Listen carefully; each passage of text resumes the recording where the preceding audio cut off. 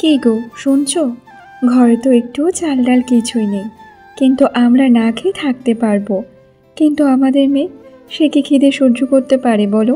সে তো না খেয়ে থাকতেই পারবে না। আরে গিন্নি, তুমি এত চিন্তা করো না। আমি এক্ষুনি জমিদার মশাইয়ের কাছে গিয়ে আমার কাজের মজুরিগুলো চেয়ে নিয়ে আসছি। ওই টাকা দিয়ে আমাদের দুদিন ভালোভাবে চলে যাবে। তারপর মদন জমিদার মশাইয়ের বাড়িতে যাওয়ার জন্য রওনা দিয়ে দেয়।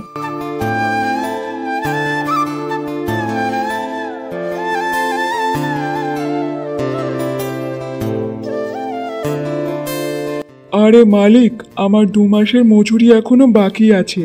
দয়া করে ওই টাকাটা আমাকে দিয়ে দিন।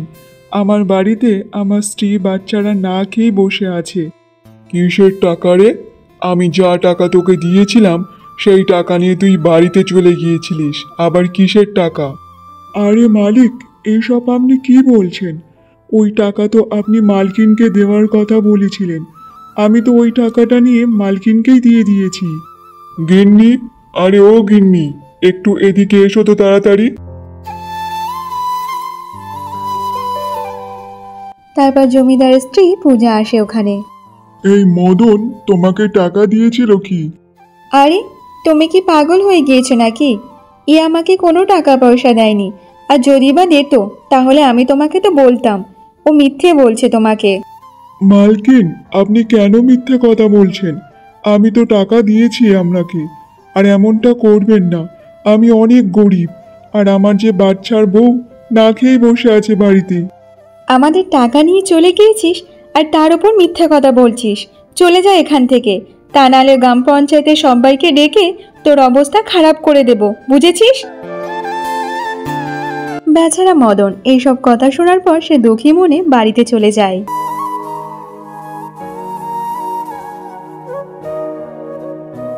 মদনের ছোট্ট মেয়ে মায়া, তার একটা হাত ছোট থেকেই তার বাঁকা ছিল। মা, আমার যে খুব জোরে খিদে পেয়েছে। মারে, আর একটু অপেক্ষা কর মা, তোর বাবা যে এক্ষুনি চলে আসবে। আর চাল ডাল কিনে নিয়ে আসলেই আমি এক্ষুনি রান্না বসিয়ে দেব। তখন তুই খেয়ে নিস মা। আর তখন সেখানে মদন চলে আসে। তারপর মদন তার স্ত্রীকে ঘটে যাওয়া সব ঘটনা বলে দেয়। মনে হয় আমাদের কপালে কোনো সুখ লেখা নেই। 15 বছর পর ঈশ্বর আমাদের একটা সন্তান দিয়েছে, তবু সে এরকমই। কিন্তু আমাদের সন্তানের ভবিষ্যৎ কি হবে সেটা আমরা জানি না। আর তার ওপর আমাদের সংসার তেমন ভালোই চলছে না। গিন্নি, আমাদের কথা নয় বাদ দাও, কিন্তু আমাদের পরে আমাদের মেয়ের কি হবে? আমরা একে ভরণ পোষণ কিভাবে করব বলো তো? আমরা তো দুবেলা দুমুঠো ভালোভাবে ওকে খেতে দিতেও পারি না। হ্যাঁ গো, আমাদের মেয়ের এমন অবস্থায় কে যে ওকে বিয়ে করবে তা কে জানে। আমরা তো ওকে সারা জীবন এমনভাবে বাড়িতে ফেলে রাখতে পারি না। তার চেয়ে চলো আমরা মায়াকে নিয়ে রাজামশাইয়ের কাছে যাই। যদি রাজামশাই মায়াকে দেখে, তাহলে যদি ওনার মনে দয়া আসে মায়ের জন্য, তাহলে উনি হয়তো চিকিৎসা করে মায়াকে সুস্থ করে দিতে পারে। এইসব তুমি কি বলছো? আবার খোড়া মানুষের কি চিকিৎসা হয় নাকি? আর এমনিতে আমরা অনেক গরিব। রাজামশাইয়ের দরবারে আমাদের কেউ পৌঁছাতে দেবে না। কে রাজামশাইয়ের কাছে যেতে দেবে বলো তো? সবাই তো দরজার সামনে সৈনিকরা দাঁড়িয়ে আছে। আরে শোনো, এখানে বসে বসে এমনভাবে ভাবলে হবে না। চলো একবার আমরা তো গিয়ে তো দেখি যে রাজামশাইয়ের দরবারে আমাদের পৌঁছাতে দেয় কি দেয় না। ঠিক আছে গিন্নি, তুমি যখন এত করে বলছো তাহলে চলো। এরপর মদন তার স্ত্রী এবং বাচ্চাকে নিয়ে রাজমহলে যাওয়ার জন্য রওনা দিয়ে দেয়।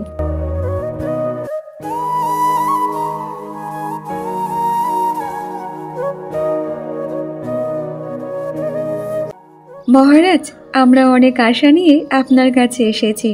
আমরা যে অনেক গরিব, আমাদের খাওয়ার মতো ঘরে চালের দানা পর্যন্ত নেই। আর এটা আমাদের মেয়ে। আমাদের মেয়ের ছোটবেলা থেকে ওর একটা হাত বাঁকা, কিন্তু এমন অবস্থা আমরা যে দেখতে পারি না। আমার মেয়ের ভবিষ্যতের কথা খুব চিন্তা হয় মহারাজ।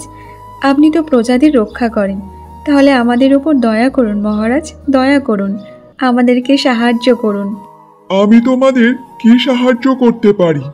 যদি তোমাদের টাকা পয়সা মোহর চাইতো তাহলে নিয়ে যাও। মহারাজ, আমাদের একটা ছোট্ট অনুরোধ। আমার মেয়ের চিকিৎসা এই রাজ্যের কোনো ভালো কবিরাজ মশাইয়ের কাছে থেকে করিয়ে দিন। আমাদের কাছে তো এত টাকা পয়সা নেই যাতে আমরা ওর চিকিৎসা কোনো ভালো জায়গা থেকে করাতে পারবো। আপনি আমাদের একটু সাহায্য করুন মহারাজ, সাহায্য করুন। আমরা অনেক আশা নিয়ে আপনার কাছে এসেছি। দেখো বোন, ও যেমন তোমারও মেয়ে তেমনি ও আমারও মেয়ে। যেমনটা তোমাদের ইচ্ছা তেমনটাই হবে। আমি এক্ষুনি এই রাজ্যের সব থেকে ভালো কবিরাজ মশাইকে ডেকে পাঠাচ্ছি। তারপর রাজা মশাই সব থেকে ভালো বড় কবিরাজ মশাইকে ডেকে পাঠায়। তারপর ওই কবিরাজ মশাই কিছু ঘন্টা ধরে চিকিৎসা করার পর সে বলতে থাকে, মহারাজ, আমাকে ক্ষমা করে দিন। আমি এই বাচ্চাটির চিকিৎসা করতে পারবো না। যেমন ভাবে ওই মেয়েটির হাত বেঁকে আছে তা আমার পক্ষে চিকিৎসা করা সম্ভব হবে না। আর এই বাচ্চাটির হাত কোনোদিনও ঠিক হবে না। এইসব বলে কবিরাজ মশাই ওখান থেকে চলে যায়।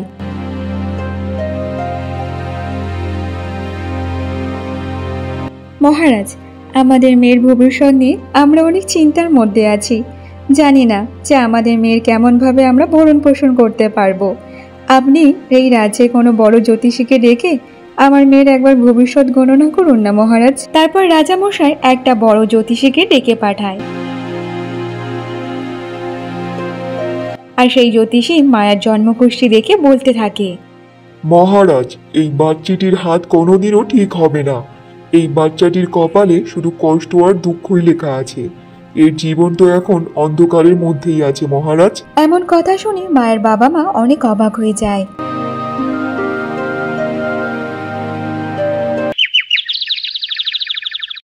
দেখো, আমরা পুরো চেষ্টাই করেছি এই বাচ্চাটির চিকিৎসার জন্য, কিন্তু কোনোভাবেই সম্ভব না। আমি তোমাদের কিছু সোনার মোহর দিচ্ছি, তাতেই তোমাদের বাকি জীবনটা ভালোভাবে কেটে যাবে। তারপর তারা রাজামশাইয়ের কাছ থেকে সোনার মোহর নিয়ে বাড়িতে যাওয়ার জন্য রওনা দিয়ে দেয়। তারা বাড়িতে যেতে যেতে অনেকটা রাত হয়ে যায় আর তারা একটা জঙ্গলের রাস্তা দিয়ে যেতে থাকে। তবে সেই জঙ্গলের রাস্তায় কিছু ডাকাত তাদের ধরে।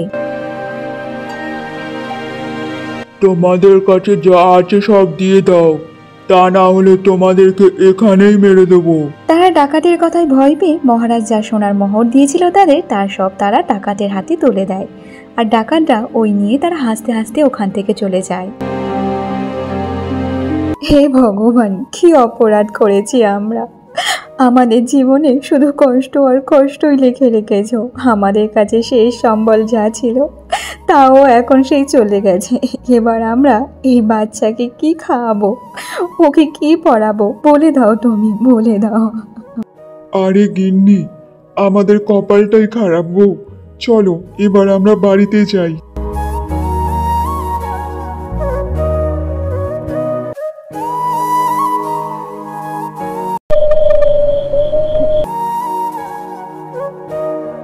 ভগবান আমাদের কপালে এমনটা কেন লিখে রেখেছে? আমাদের একটা সন্তান দিয়েছে তবু 15 বছর পর, তবুও সে এমনই। জানি না এর বিবাহ আমরা কেমনভাবে দেব। কিছুই যে বুঝতে পারছি না। আমাদের কাছে খাওয়ার মতো একটাও কোনো কিছু নেই। আমরা এবার যে কি করব কিছুই বুঝতে পারছি না গো। গিন্নি, আমাদের কাছে বাঁচার মতো আর কোনো রাস্তা যে নেই। এবার আমরা আমাদের নিজেদের জীবনটাই শেষ করে দিতে হবে গিন্নি। তারপর রূপা রুটি করার সময় রুটিতে বিষ মিশিয়ে দেয় যাতে তারা সেই বিষ খেয়ে মারা যায়। তারপর তারা খাওয়া দাওয়ার পর সে শুয়ে পড়ে।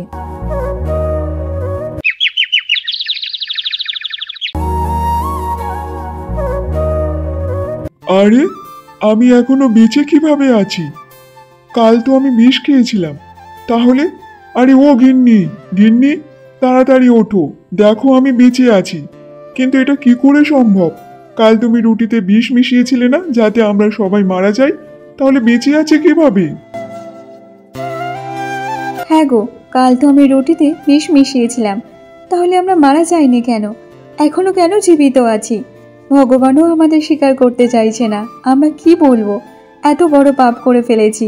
সেই সময় তাদের দরজাতে কেউ ধাক্কা দিতে থাকে। আরে, আবার এখন কে আসলো? আচ্ছা তুমি একটু বসো, আমি গিয়ে দেখে আসছি যে কে এসছে না এসছে। তারপর রূপা বাড়ির বাইরে গিয়ে দেখে একটা বুড়িমা তাদের বাড়ির সামনে দাঁড়িয়ে আছে। আরে মা, আমি তোর জন্য সেই অনেকক্ষণ ধরে অপেক্ষা করছি রে। আগে তুই তো পুজো দেওয়ার জন্য মন্দিরে যেতিস, কিন্তু তোর মেয়ে হয়ে যাওয়ার পর থেকে তোকে যে আর মন্দিরে দেখতে পাই না। তাই ভাবলাম যে আমি একবার গিয়ে তোর বাড়িতে দেখে আসি যে কি হলো না হলো। তাই এলাম রে মা। ক্ষমা করবেন বুড়িমা, আমি বুঝতে পারিনি যে আপনি আমার বাড়ির সামনে দাঁড়িয়ে আছেন। আসুন আসুন, ভেতরে আসুন।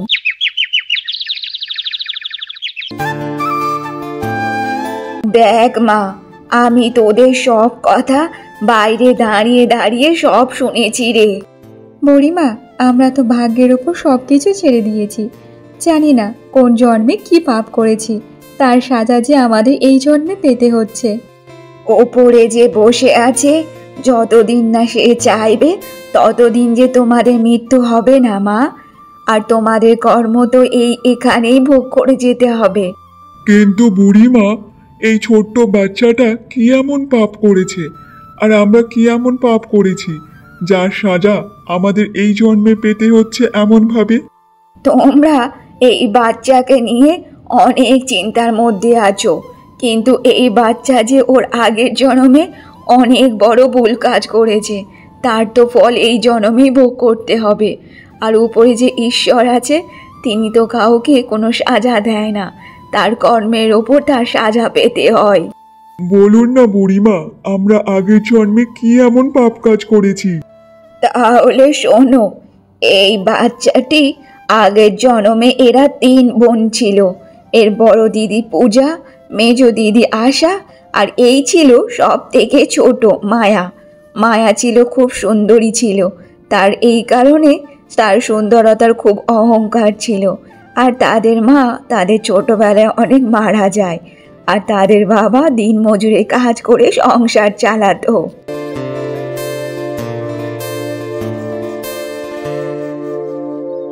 মা, আমার দুটো খেতে দিবি? আমার যে খুব খিদে পেয়েছে রে। হ্যাঁ বাবা, আমি ডাল ভাত করে রেখেছি, তুমি এখানে একটু বসো, আমি এক্ষুনি নিয়ে আসছি।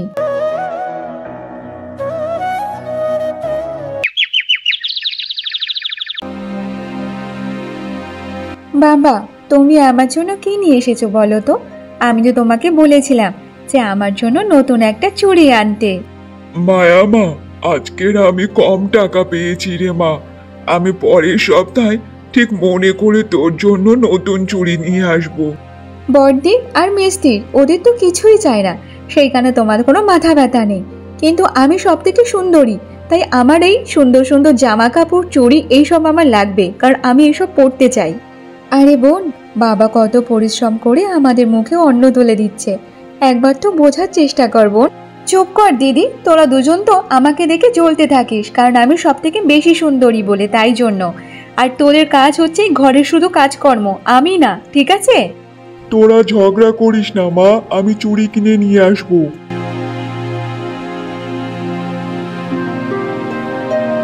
দেখলি তো, তোর কারণে বাবা ঠিক মতো খাওয়া দাওয়া না করে সেই চলে গেল। তোর জন্য হয়েছে, তুই কেন ঝগড়া করলি আমার সাথে? মায়ের এমন কথা শুনে তারা দুই বোন আর কোনো কথাই বলে না।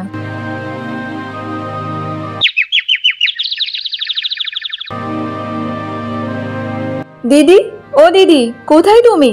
এখন 9টা বাজে, আর কখন আমার চাটা দিয়ে যাবে বলো তো? এই নে বোন তোর চা, নে আরাম করে ভালোভাবে খা।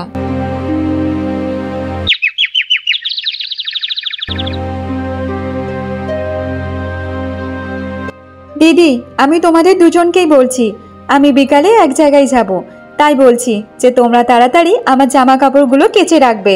মায়া তার দিদিদের সাথে এমন ভাবে কথা বলে সে ওখান থেকে চলে যায়। দিদি, এ নিজেকে কি ভাবে সেটা তো বুঝতে পারছি না। আমরা ওকে কত ভালোবেসে কথা বলি, আর ও সবসময় আমাদের সাথে এমন ভাবে কথা বলে, এমন একটা ভাব করে যেন কত অহংকার দেখায় ও। তুই রাগ করিস না বোন, ওর কথায় কোনো কান দিস না, আর ও একদিন না একদিন ওর নিজের ভুলটা বুঝতে পারবে রে বোন। শোন বোন, বাবা বলেছে আজকাল তো দিনকাল খুব খারাপ, তাই তাড়াতাড়ি বাড়িতে চলে আসিস বোন। দিদি শোন, আমাকে নিয়ে তোকে অত ভাবতে হবে না, আমি আমার নিজের খেয়াল নিজেই রাখতে পারবো, বুঝেছিস? তুই তোর নিজের কাজ কর, আমাকে নিয়ে অত ভাবতে আসবি না। তারপর রেগে মেগে মায়া ওখান থেকেই চলে যায়।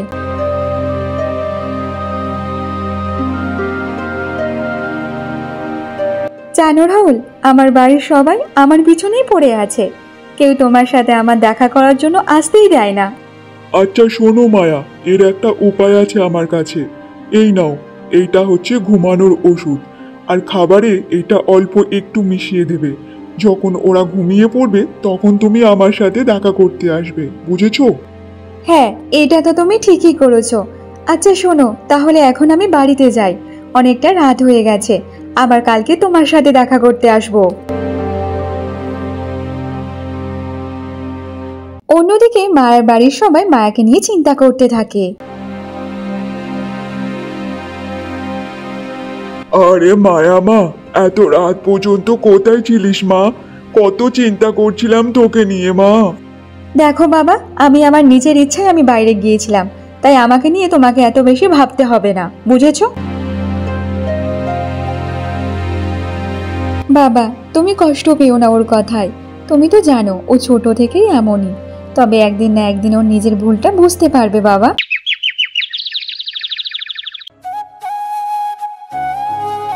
আরে দাদা, একটা ভালো সুপাত্র দেখো। আমার বড় মেয়ের বিয়ে দিতে চাই। আর আমার স্ত্রী মারা যাওয়ার আগে কিছু গহনা রেখে গিয়েছে। সেই সোনার গয়নাগুলো আমি বেঁচে থাকতে থাকতে আমার বড় মেয়েকে দিয়ে যেতে চাই। ঠিক আছে দাদা, আমি তো ভালো একটা পাত্র তো খোঁজ করব। কিন্তু আমার চোখে একটা ভালো পাত্র আছে, কিন্তু ওর ডান পাটা একটু খারাপ আছে দাদা। আরে না না দাদা, এইসব তুমি কি বলছো? আমার মেয়েরা কত সুন্দর, কত ভালো। আর এইসব তুমি কি বলছো? এমন ছেলেকে দিকে বিয়ে দিতে পারবো না। আচ্ছা ঠিক আছে দাদা, যদি আমি ভালো ছেলে দেখি তাহলে অবশ্যই তোমাকে বলবো, ঠিক আছে?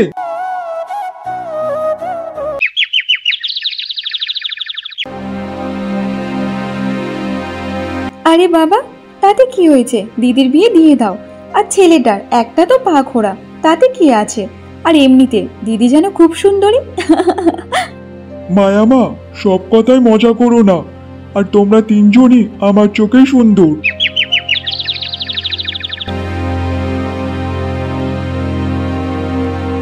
আরে দিদি, বাবা তোমাকে ডাকছে, তুমি যাও। আর আমি রান্নাঘরের সব কাজকর্ম দেখে নিচ্ছি। এরপর পূজা সে বাইরে চলে যায় তার বাবার সাথে দেখা করার জন্য। আর সেই সুযোগে মায়া সেই তরকারিতে ঘুমের ওষুধ মিশিয়ে দেয়। সবটা ঘুমের ওষুধ একসাথে দিয়ে দিয়েছিল।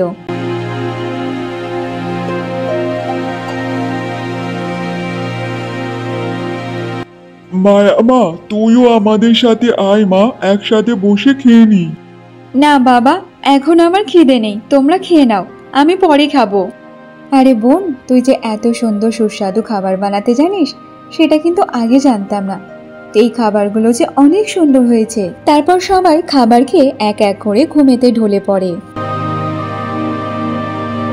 তারপর মায়া তার মায়ের সব গহনা নিয়ে একটা ব্যাগে করে নিয়ে বাড়ি থেকে বেরিয়ে পড়ে। মায়া খুব তাড়াতাড়ি রাস্তা দিয়ে যাচ্ছিল, আর যেতে যেতে একটা পাথরের সাথে তার পা বেঁধে সে মাটিতে পড়ে যায়। এই বুড়ি, দেখতে পাসনি নাকি? চোখে কি অন্ধ নাকি? নাকি চোখ পিছনে করে নিয়ে যাস? একে তো একটা পা খারাপ, তার উপর আরেকটা পা খারাপ করে দেবো, বুঝেছিস? আরে মা, ক্ষমা করে দে মা, ক্ষমা করে দে। আমি যে দেখতে পাইনি চোখে, আর আমি তো তোর মায়ের বয়সী মা, ক্ষমা করে দে। দেখ বুড়ি, আমার এখন অনেক তাড়া আছে, তাই আমি তোকে কিছু করলাম না, না হলে তো দুটো চোখই ফাটিয়ে দিতাম। মায়ের এমন কথা শুনে বুড়িমার অনেক খারাপ লাগে, তাই সে অনেক কষ্ট পায়। তার চোখ থেকে অঝরে জল চলে আসে। তারপর মায়া তার ব্যাগ নিয়ে সে সোজা চলে যেতে থাকে।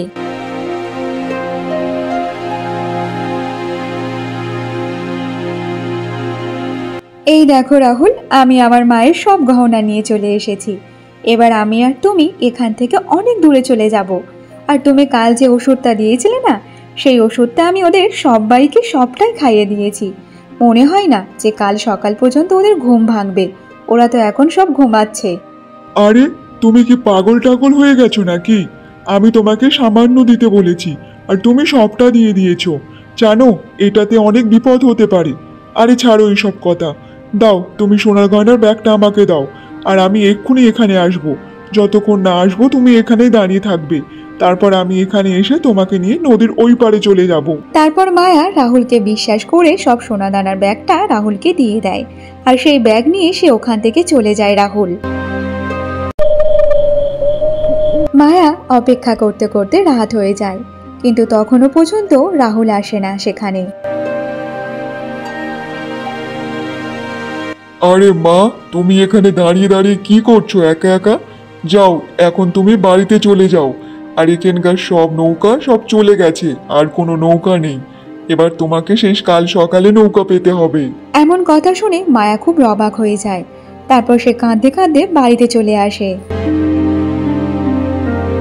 মায়া বাড়িতে এসে তার বাবাকে জাগানোর চেষ্টা করে, কিন্তু তারা কেউ ডাকে সাড়া দেয় না। আর সেই রসুদের দোষ বেশি হওয়ার কারণেই তাদের তিনজনের মৃত্যু হয়। বাবা, আমি যে অনেক বড় ভুল করে ফেলেছি। তোমরা যে আমাকে অনেক ভালোবাসতে, আমি সেটা বুঝিনি। আর তোমরা আমাকে কত বিশ্বাস করেছিলে, কিন্তু তোমাদের সব বিশ্বাসে আমি জল ঢেলে দিয়েছি বাবা। যদি পারো তো আমাকে ক্ষমা করে দিও বাবা, ক্ষমা করে দিও। ওর ভুলের কারণে 3টে মানুষের প্রাণ চলে যায়। তারপর থেকে সে একা হয়ে যায়, আর তার কিছুদিন পর ও মারাও যায় একটা দুর্ঘটনায়। এই জন্মে ও তোমাদের মেয়ে হয়ে এসেছে, আর তুমি সেই রাহুল যে ওকে ঠকিয়ে একলা রেখে চলে গিয়েছো। কিন্তু এবার তুমি যে আর চলে যেতে পারবে না, চাইলেও তুমি কোনোদিন যেতে পারবে না। কিন্তু বুড়িমা, আমরা তো আগের জন্মে অনেক বড় পাপ কাজ করে ফেলেছি, কিন্তু এই জন্মে আমরা তার ফল ভোগ করছি। এমন তো কোনো উপায় আছে যে সেই পাপের ফল আমরা এখন প্রায়শ্চিত্ত করতে চাই? হ্যাঁ বাবা, সেই একমাত্র ওপরওয়ালা মহাদেবী তোমাদের সাহায্য করতে পারে, তোমাদের ভুলের ক্ষমা করতে পারে। এইসব বলে বুড়িমা ওখান থেকে চলে যায়। তারপর মায়া একটা শিব মন্দিরের কাছে বসে সে ফুলের মালা বিক্রি করতে থাকে। আরে মেয়ে, এই মালাগুলো কত করে রে? কাকিমা, এটা মহাদেবের পুজোর জন্য মালা। এটা তুমি নিয়ে যেতে পারো, এর জন্য কোনো টাকা পয়সা লাগবে না। এমনভাবে ছোট্ট মায়ের কাছ থেকে সবাই সব ফুল কিনে নিয়ে যেত, আর সবাই মায়াকে আশীর্বাদ করে যেত। তারপর থেকে মায়া সে সবাইকে সেবা যত্ন করত। দেখতে দেখতে এমনভাবে বেশ কয়েকটা বছর কেটে যায়, আর মায়া অনেক বড়ও হয়ে যায়। তার বয়স 20 বছরও হয়ে যায়। হে ভোলেনাথ, তোমাকে দেওয়ার মতো আজ যে আমার কাছে একটাও ফুল বেঁচে নেই, আমাকে ক্ষমা করে দাও। তাহলে এখন আমি বাড়িতে যাচ্ছি। মায়া তাড়াতাড়ি করে বাড়িতে যেতে থাকে, আর তখন সেই রাস্তাতে একটা বুড়িমার সাথে ধাক্কা লেগে তারা দুজনেই মাটিতে পড়ে যায়। আরে বুড়িমা, তোমার কোনো জায়গায় লাগেনি তো? আমি না তাড়াতাড়ি বাড়িতে যাচ্ছিলাম, তাই আমি দেখতে পাইনি, তাই তোমার সাথে আমার ধাক্কা লেগেই পড়ে গিয়েছি। কোনো ব্যাপার না মা, কালকেরও আমিও এমনভাবে দেখতে পাইনি চোখে। শোন মা, কোনো অসুবিধা নেই। এ বাবা, আমার তো সব চাল পড়ে নষ্ট হয়ে গেছে, তাহলে এবার আমি কি খাবো? আরে বুড়িমা, আপনার তো সব চাল পড়ে নষ্ট হয়ে গেল। ঠিক আছে, চলুন, আপনি আমার সাথে আমার বাড়িতে চলুন, আমি আপনাকে সব চাল দেব। ঠিক আছে মা, তুই যখন আমার সাহায্য করতে চাস, তাহলে চল মা, তোর সাথে আমি যাব। বুড়িমা, তুমি এখানেই বসো, আমি তোমার জন্য ঘরে থেকে চাল নিয়ে আসছি। এটা তো শুধু আমার বাহানা ছিল, আর কিছু না। তোকে চাল আনতে হবে না রে মা। আমার বাপ ঠাকুর দ্বারা অনেক বড় কবিরাজ, সেই কারণে আমি এই তেলটা যে তোর জন্য নিয়ে এসেছি। এই তেলটা তুই প্রত্যেকদিন হাতে লাগাবি, দেখবি তোর হাত একদম ঠিক হয়ে যাবে। আমি তাহলে এখন যাই রে মা। এইসব বলে বুড়িমা ওখান থেকে চলে যায়। তারপর থেকে মায়া বুড়িমার দেওয়া তেল সে হাতে লাগাতে থাকে, আর এমনভাবে বেশ কিছুদিন কেটে যায়। সেই তেল হাতে লাগানোর পরে তার হাত একদম পুরোপুরি ঠিক হয়ে যায়। মা, মা, এই দেখো, আমার হাত একদম ঠিক হয়ে গেছে। হ্যাঁ রে মা, তোর তো হাত ঠিক হয়ে গেছে রে মা। যেখানে রাজ্যের এত বড় বড় বেদ কবিরাজ মশাই থাকতেও কিছুই করতে পারিনি, সেখানে একটা সাধারণ বুড়িমার তেলে এত কিছু হয়ে গেল। আমার ভোলানাথ যে আমার কান্নার আওয়াজ শুনেছে, সে একটা মায়ের কান্নার আওয়াজ শুনেছে, তাই আজকে তুই এত ভালো হয়ে গেছিস রে মা, ভালো হয়ে গেছিস। আরে গিন্নি, এ তো আশ্চর্য ব্যাপার। আমাদের মেয়ের হাত একদম ঠিক হয়ে গেছে। তবে এটা তো বুঝতে পেরেছি যে কেউ কারো কর্ম দিয়ে তার নিজের ভাগ্য বদলাতে পারে। আর তখন বাইরে থেকে দরজায় কেউ ধাক্কা দিতে থাকে।